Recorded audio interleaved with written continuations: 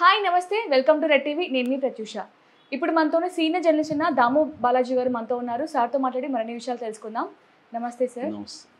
Sir, anchor స్వేచ్ఛ కేసులో నిందితులు ఎవరైతే ఉన్నారో ఈ పూర్ణచంద్ అనే వ్యక్తి, ఇతని పైన స్వేచ్ఛ వాళ్ళ కూతురైతే కేసు పెట్టడం జరిగింది. ఈ పోక్సో కేసు అని పెట్టడం జరిగింది. అసలు ఈ పోక్సో కేసు అంటే ఏంటి? అసలు అతని మీద ఒకవేళ ఈ కేసు పెడితే అతను అరెస్ట్ చేస్తారా? అసలు శిక్ష పడుతుందంటారా? పూర్ణచంద్ర మీద ఎవరు ఊహించని యాంగిల్ ఒకటి బయటకు వచ్చింది. అది మామూలుగా అయితే అందరికి కూడా ఏమనుకున్నారంటే స్వేచ్ఛ ఆత్మహత్యకు పూర్ణచంద్ర కారణం అనేది ఇప్పటి వరకు ఉంది. సో దాన్ని ఏమంటారంటే అబెట్టింగ్ సూసైడ్ అంటారు. అంటే ఆత్మహత్యకి ప్రేరేపణ, ఎవరైనా ఆత్మహత్య చేసుకోవడానికి ఫలానా వాళ్ళు కారణము, ఫలానా వ్యక్తి రాస్తా కూడా ఉంటారు చాలామంది, నా ఆత్మహత్యకు వాళ్ళే కారణం అని. సో అట్లాంటప్పుడు ఏంటంటే అబెట్టింగ్ సూసైడ్ కింద ఒక సెక్షన్ ఉంటుంది. అది 108 బిఎన్ఎస్ భారతీయ న్యాయ సంహిత 108 సెక్షన్. సో అది వర్తిస్తుంది అని అందరూ అనుకున్నారు. కానీ ఇప్పుడు ఏమైందంటే అనూహ్యంగా పోక్సో కేసు రంగంలోకి వచ్చింది. ఈ మధ్యకాలంలో పోక్సో కేసుల మీద విపరీతంగా చర్చ జరుగుతుంది. కోర్ట్ అనే సినిమా కూడా వచ్చింది. పోక్సో కేసు అంటే protection of children from sexual offences. అంటే పిల్లలంటే మగైనా ఆడైనా, దీన్ని జనరల్ న్యూట్రల్ లా అంటారు అనమాట. అంటే కేవలం స్త్రీలకే కాదు, మగపిల్లలు కూడా 18 ఏళ్ళ లోపల మగపిల్లల్ని ఎవరైనా స్త్రీలు 18-19 ఏళ్ళ దాటిన స్త్రీలు సెక్సువల్గా అబ్యూజ్ చేస్తే వాళ్ళు కూడా ఈ కేసు పెట్టచ్చు. స్త్రీల మీద కూడా పెట్టచ్చు, కొన్నిసార్లు స్త్రీల మీద కూడా పెట్టారు. సో ఇది జనరల్ న్యూట్రల్, అంటే పిల్లల్ని సెక్సువల్ అబ్యూజెస్ నుంచి రక్షించడం కోసం ఈ ప్రత్యేక చట్టాన్ని తీసుకొచ్చారు. ఎప్పుడైనా ప్రత్యేక చట్టాలంటే అర్థం ఏంటంటే, ఒకటి ప్రత్యేక కోర్టులు ఉంటాయి, వాటిని త్వరగా విచారిస్తారు. రెండు, ప్రత్యేక చట్టంలో కొంత రిగరస్గా ఉంటాయి రూల్స్, అంటే త్వరగా బెయిల్ రాదు, మిగతా వాటిలో వచ్చినట్టుగా శిక్షలు కూడా కఠినంగా ఉంటాయి. అట్లాగే దీని చుట్టూ ఒక చర్చ కూడా నడిపి అవేర్నెస్ కూడా తీసుకురావాలి. అంటే పిల్లలు ఒక్కొక్కసారి ఏమవుతుందంటే కాన్సెన్సస్ సెక్స్ అంటారు. కాన్సెన్సస్ అంటే ఒప్పందం, వాళ్ళ ఒప్పుకొని, ఒక 18 ఏళ్ళ పాప ఉంది, ఆ పాప ఇష్టపూర్వకంగా ఒక 19 ఏళ్ళ అబ్బాయితో కలిస్తే కూడా అబ్బాయి మీద పోక్సో పెడతారు. సో ఇప్పుడు ఏమవుతుందంటే ఈ పోక్సో కేసు దుర్వినియోగం కూడా అవుతుందనేది చాలామంది చెప్తున్నారు. దీని మీద దుర్వినియోగం ఎలా అవుతుందో కోర్ట్ అనే సినిమా మనకు చూపించింది. అంటే ఇద్దరికీ ఈక్వల్ ఏజే. నిజానికి ఆ అమ్మాయే అబ్బాయిని సెడ్యూస్ చేసింది, కానీ వాళ్ళ ఇంట్లో వాళ్ళు ఈ అబ్బాయి మీద పోక్సో పెట్టేశారు. ఇతను నేరస్తుడు అవుతున్నారు. ఇద్దరు ఒకే రకమైన తప్పు చేశారు. ఈ అబ్బాయికి 19 ఏళ్ళు కాబట్టి ఈ అబ్బాయి నేరం చేశాడని పెట్టేస్తున్నారు. ఇంకొన్ని కేసుల్లో ఇద్దరికి 18 ఏళ్ళు ఉన్నప్పటికీ, అమ్మాయే అబ్బాయిని సెడ్యూస్ చేసినప్పటికీ అబ్బాయినే దోషిగా చెప్తున్నారు. సాక్షాత్తు అనేక హైకోర్టు న్యాయమూర్తులే ఈ చట్టం దుర్వినియోగం అవుతుంది, అమ్మాయిల సెక్సువల్ ఏజ్ని 18 నుంచి 16కి తగ్గించండి, ఎందుకంటే ఇవాళ ఉన్న టెక్నాలజీ కానీ ఫోన్లు కానీ వీటి వల్ల అమ్మాయిలు చాలా అడ్వాన్స్గా ఉంటున్నారు. సో చాలాసార్లు అమ్మాయిలే అబ్బాయిల్ని సెడ్యూస్ చేస్తున్నారు. దానికి వాళ్ళకి చట్టం ఇవేమీ తెలియదు. ఆ ఏజ్లో వాళ్ళకి ఎవరు పోక్సో గురించి చెప్పరు. కాబట్టి వాళ్ళు కూడా అమ్మాయే సెడ్యూస్ చేస్తుంది కదా, మనకేంటి సమస్య అన్నట్టుగా ఈ అబ్బాయి ముందుకెళ్తున్నాడు. ఇవన్నీ అయినాక వాళ్ళ ఇంట్లో వాళ్ళకి తెలిసి వాళ్ళ ఇంట్లో వాళ్ళు ఈ అబ్బాయి మీద పోక్సో కేసు పెట్టేస్తున్నారు. ఈ అబ్బాయి జీవితం నాశనం అయిపోతుందని అనేక మంది హైకోర్టు జడ్జిలు కూడా చెప్తున్నారు. కానీ సుప్రీంకోర్టు ఈ విషయంలో లిబరల్గా లేదు. సుప్రీంకోర్టు స్ట్రిక్ట్గా ఉంది. అందువల్ల హైకోర్టులు చెప్తున్నా కూడా పట్టించుకోవట్లేదు. మరోవైపు గవర్నమెంట్ కూడా ఏజ్ని తగ్గించట్లేదు. చాలా దేశాల్లో 15 ఇయర్స్ 16 ఇయర్సే సెక్సువల్ ఏజ్ ఉంది. మన దేశంలో 18 ఇయర్స్. అది ఎప్పుడూ పాతకాలం నుంచి వస్తుంది. ఇవాళ మారిపోయింది, టెక్నాలజీ మారిపోయింది, విలువలు మారిపోతున్నాయి, ఎక్స్పోజర్ విపరీతంగా వచ్చింది, ప్రతి సెల్ ఫోన్లో పోర్న్ వచ్చేస్తుంది. సో ఇవన్నీ చూడడం వల్ల ఒక క్యూరియాసిటీ ఉంటుంది ఆపోజిట్ సెక్స్ మీద. కాబట్టి దీన్ని ఏదో వాళ్ళు తెలుసో తెలియకో ఇద్దరు కలిసి ఒక తప్పు చేస్తే మగవాడే బలవుతున్నాడన్న ఇది వచ్చింది. సో ఇప్పుడు ఈ కేసులో ఈ అబ్బాయి మీద పోక్సో ఎందుకు పెట్టారు అంటే, ఈ అబ్బాయి ఒక లెటర్ రాశాడు.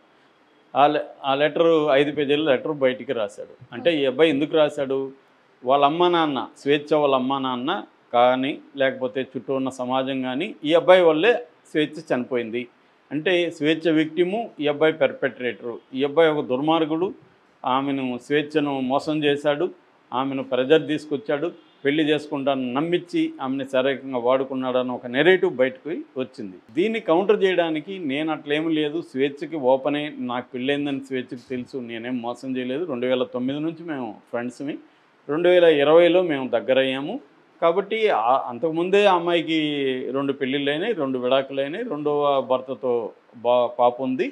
నేను 2022 నుంచి పాప బాధ్యత తీసుకున్నాను. ఎందుకంటే 2022లో ఆ పాపని వాళ్ళ తాతయ్య అవ్వ దగ్గర నుంచి తీసుకొచ్చింది స్వేచ్ఛ మా ఇంటికి. సో అప్పటి నుంచి నేను బాధ్యత కన్నె తండ్రి స్థానంలో అమ్మాయికి అన్నీ చేస్తున్నాను.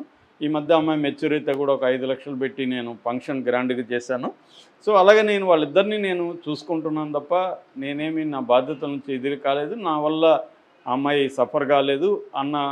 రెండోది ఏంటంటే అమ్మాయి ఆత్మహత్యకు వాళ్ళ నాన్నే కారణం. వాళ్ళ నాన్న ఒక మాట అన్నాడు. ఆ మాట ఏంటంటే ప్రతి 2 ఏళ్ళకి ఒక వ్యక్తిని తీసుకొచ్చి ఇతను మీ అల్లుడని పరిచయం చేస్తావు, దీనివల్ల నాకు తలదించుకునే పరిస్థితి ఏర్పడుతుంది.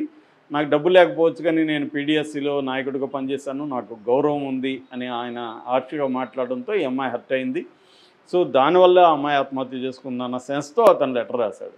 సో దీనికి కౌంటర్గా ఇప్పుడు స్వేచ్ఛ కూతురు అరణ్య రంగంలో దిగి అసలు నన్ను కూడా అబ్యూజ్ చేశాడు, అతను నన్ను కూడా బ్యాడ్ టచ్ చేశాడు కొన్ని పార్టీలు.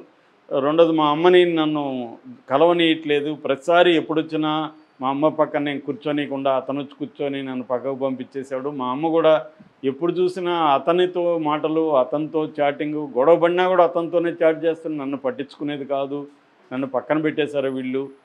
రెండోది మా అమ్మ ఉన్నప్పుడు ఇతను నాటకాలు చేస్తుంటాడు, డ్రామా చేస్తుంటాడు, కన్సర్న్గా ఉన్నట్టు, మా అమ్మ లేనప్పుడు వేరే విశ్వరూపం చూపిస్తాడు అన్న యాంగిల్లో అమ్మ మాట్లాడింది. సో అతని వల్లనే మా అమ్మ చనిపోయింది, అతన్ని చెప్పుతో కొట్టాలని ఉంది నాకు, అతను ఉరి తీయాలి అని ఆ అమ్మాయి చాలా మాట్లాడింది. సో ఆ అమ్మాయి కంప్లైంట్ కూడా ఇచ్చింది.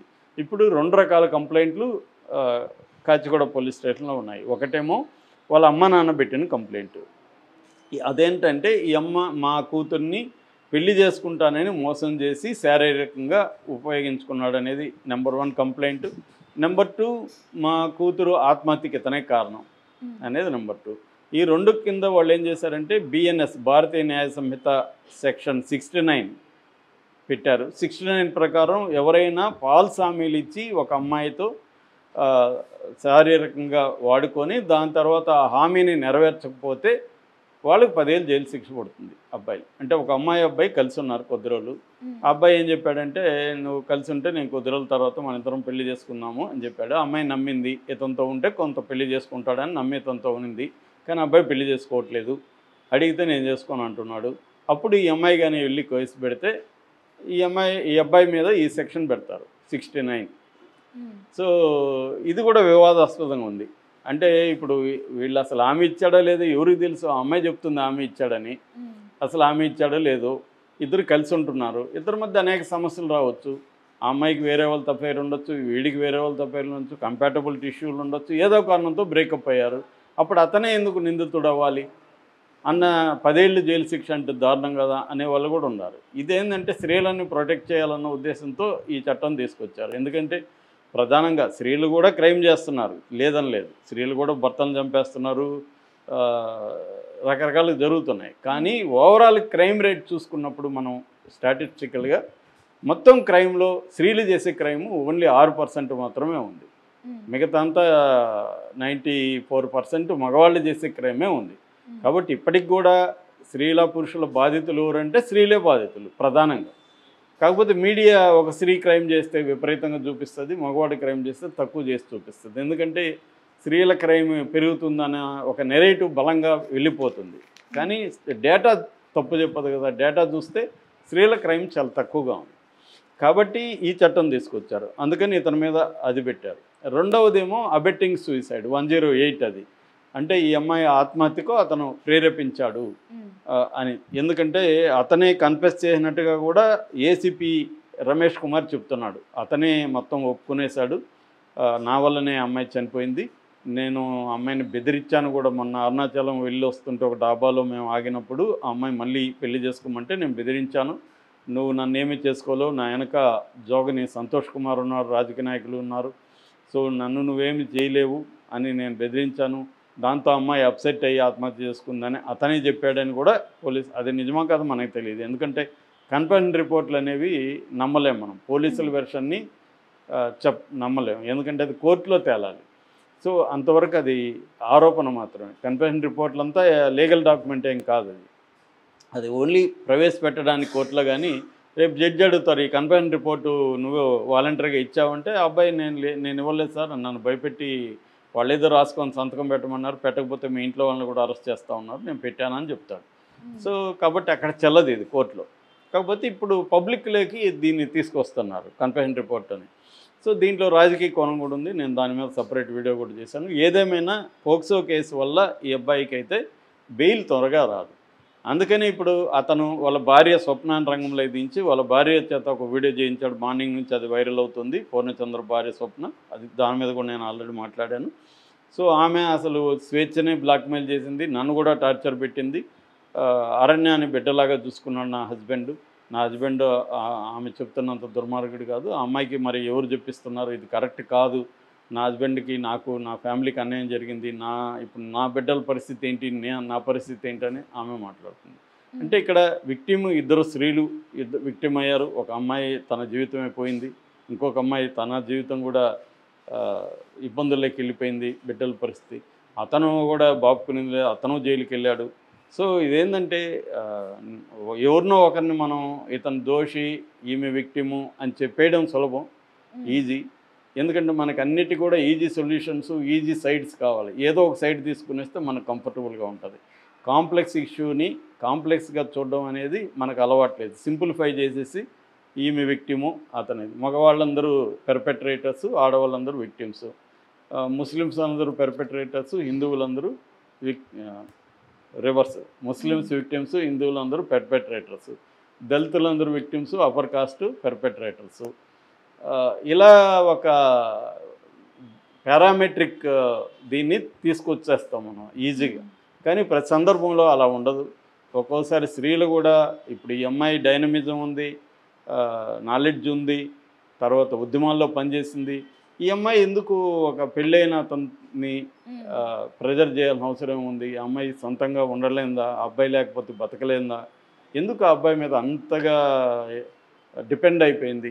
వాళ్ళ పాప చెప్పేదాన్ని బట్టి కూడా అతనితో గొడవ వచ్చినా కూడా అతనితోనే చాట్ చేస్తుంటుందని నన్ను పట్టించుకోవట్లేదంటే తనకు కూడా ఇష్యూస్ ఉన్నాయి, ఇబ్బందులు ఉన్నాయి, తను డీల్ చేయడంలో ప్రాబ్లం ఉంది, తనకు సపోర్ట్ సిస్టమ్స్ లేవు.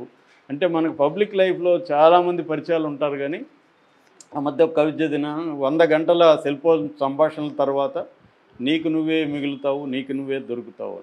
అంటే మనకు ఉన్నట్టే ఉంటారు, మనం అందరితో మాట్లాడుతూనే ఉంటాం, కానీ ఫైనల్గా మనకి లోన్లీనెస్ ఉంటుంది, మనం షేర్ చేసుకోలేము.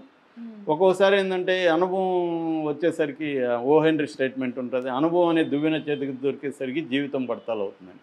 అంటే నీకు అనుభవం దొరుకుతుంది కానీ ఆ దువ్వెన నీకు ఉపయోగపడదు. సో అలాగా ఎవరు వేరే వాళ్ళు చెప్తే వినరు. వాళ్ళ ఈఎంఐ గురించి మొన్న కూడా ఒక ఫ్రెండ్ కలిసి మా వాళ్ళు కూడా చెప్పారు, ఆ అమ్మాయికి నువ్వు ఎందుకమ్మా పెళ్ళైనతో ఇదవుతావు, నీకు ఎప్పటికైనా ఇబ్బంది అని చెప్పారు, కానీ అమ్మాయి వినలేదని చెప్తున్నారు. ఆ అమ్మాయి ప్రాబ్లమ్స్ మనకు తెలియదు, ఆ అమ్మాయి ఏం ఊహించుకుంది, ఆ అమ్మాయి ఏమనుకున్నదో మనకు తెలియదు. ఇప్పుడు జడ్జిమెంట్లు ఇవ్వడం కరెక్ట్ కాదు, కానీ ఈ ఇష్యూ నుంచి మనం ఏం నేర్చుకోవాలి అనేది ఇంపార్టెంట్. ఎప్పుడైనా ఒక ఇష్యూ జరిగినప్పుడు దాని నుంచి ఎవరు ఏమి నేర్చుకోవాలి అనేది ఇంపార్టెంట్. సో అది ఏంటంటే ఎప్పుడైనా రిలేషన్షిప్స్లో క్లారిటీ ఉండాలి. క్లారిటీ లేకుండా నువ్వేదో ఊహించి అతను ఒకవేళ హామీలు ఇచ్చాడు కాబట్టి నేనున్నా అంటే హామీ నెరవేర్చకపోతే ఏంటి, వాట్ ఇఫ్ అని అంటే వరస్ట్కి ప్రిపేర్ అయ్యి ఉండాలి మనం. ఎప్పుడైనా ఏ సిచ్యువేషన్లో అయినా వరస్ట్ ఏంటి, ఇప్పుడు వరస్ట్ ఏంటి, వీడు నన్ను పెళ్లి చేసుకోడు అని, కానీ ఈ అమ్మాయి ముందుగానే దానికి ప్రిపేర్ అయినది. పెళ్లి చేసుకోకపోతే కూడా ఇతనితో ఉండొచ్చా లేదా అనేది ముందు డిసైడ్ అవ్వాలి, అంతేగాని గుడ్డిగా నమ్మకూడదు. ఒకవేళ నీకు ఇదైనప్పుడు నువ్వు ముందు విడాకులు ఇచ్చి రారా, అప్పుడు చూద్దామని చెప్పాలి. కాబట్టి అది అంటే ఆ అమ్మాయి తప్ప పని కాదు, మనం ఏం చేయాలి దీన్ని ఈ స్టోరీ గురించి తెలుసుకున్నాక ఎవరు ఏం చేయాలనే దానికి చెప్తున్నా. అంటే నేను చాలా రిలేషన్షిప్స్ని అనలైజ్ చేస్తుంటా కదా, రిలేషన్షిప్స్లో క్లారిటీ ఉండాలి ఇంపార్టెంట్ ఫస్ట్. అంటే నా నుంచి నువ్వేం ఆశిస్తాను, నీ నుంచి నేనేం ఆశిస్తాను, ఇది జరగకపోతే ఏంటి, ఎక్స్పెక్టేషను కాకపోయినా కూడా నాకు ఓకే అంటే వరస్ట్ ఏంటి అనే దానికి ప్రిపేర్ అయ్యి ఉంటే అసలు ఇష్యూస్ రావు. ఎక్స్పెక్టేషన్ వల్ల ఆ ఎక్స్పెక్టేషన్ జరగకపోతే అప్సెట్ అయిపోవడం వల్ల మానసికంగా డిప్రెషన్కి లోన్ అవ్వడం, దీనికి సంబంధించి సపోర్ట్ సిస్టమ్ లేకపోవడం, ఇది నెంబర్ 1. రెండోది ఏమంటే ప్రతి రిలేషన్షిప్ కూడా పవర్ రిలేషన్షిప్. ఎవరో ఒకరు డామినెంట్గా ఉంటారు, ఒకరు వీక్గా ఉంటారు, అది భార్య కానీ భర్త కానీ. ముఖ్యంగా లవ్ స్టోరీలో ఇవి ఎక్కువ ఉంటాయి. లవ్ స్టోరీలో బిగినింగ్ తెలియదు, ఈక్వల్ అనుకుంటాం, కొద్ది రోజులు పోయి పెళ్ళయ్యో లేకపోతే కలిసి ఉండడం మొదలుపెట్టినాక పవర్ బయట